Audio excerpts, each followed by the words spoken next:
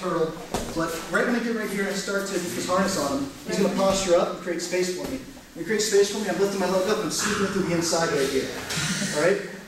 I'm scooping it through the inside of his trap. This really isn't beneficial for me because I'm not going to be able to trap his arm.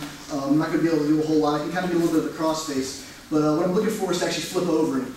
Whenever you do a lot of crucifix stuff in the gi, you're able to use the gi and get a lot of balance and flip over. With this, it's going to be a little more difficult to flip the guy over because he's got a lot of base. So I have to make sure to check this hand, grab it, and bring it nice and low and into his body right here. Remember we were talking earlier about whenever the guy starts to bring his hand behind his back. If he does that, that's fine. Get your hammer lock on him. But we're going to try to pull that right to the center of his chest.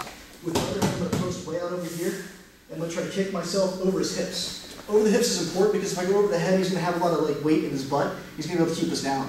So my other leg's through, I step through big, I lifted my knee up and I shot it straight down, kind of like a mule would kick or something. So I'm taking this leg up, this hand's going to be my base, and kicking over this way and keeping that leg up. Pushing this through, right here, locking my legs, passing the arm, getting a lock right here. Right? The more I can hook with his head, the better, and more cramping the shoulder from quarters. He starts to posture up.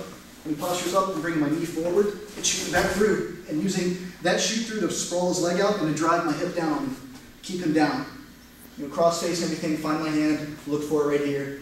My hand on the floor for base. My other leg's going to go over his hips, not over his head, so I'm kind of kicking backwards this way to knock this leg out in order to help me flip him over. So right here, over the top right here, make sure I'm keeping that leg hooked. I'm not just going to straighten that leg out and lose it. Pushing his head down.